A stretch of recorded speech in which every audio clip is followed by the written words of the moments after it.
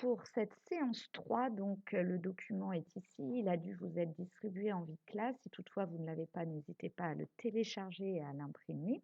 Donc votre premier travail, ça va être de remplir correctement le document officiel d'évaluation de l'oral. Donc ce document officiel, il est ici.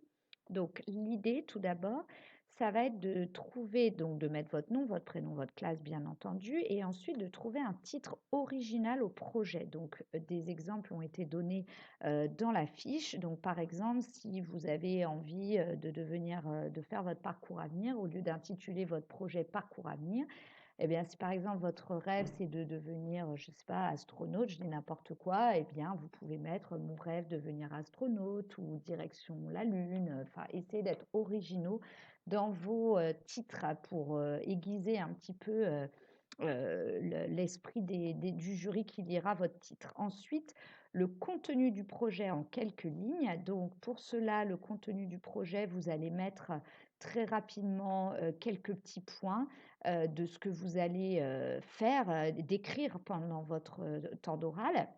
Et puis ensuite, le reste est assez simple puisqu'il suffit de cocher les cases qui vous correspondent.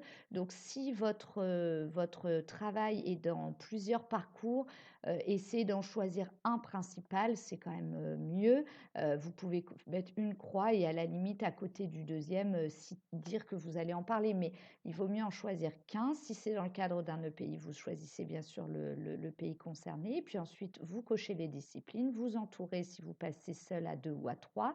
On vous rappelle ici le temps, hein, notez-le bien. Donc 5 minutes d'exposé, il ne faudra pas dépasser et il faudra essayer de se rapprocher vraiment des 5 minutes si vous êtes seul et 10 minutes en groupe. Et puis si vous passez à plusieurs, eh bien mettre ici les noms et la classe des autres candidats du groupe. D'accord? Et bien sûr, il faudra qu'ils en fassent de même. Et puis, indiquer si vous utilisez une langue étrangère et préciser laquelle.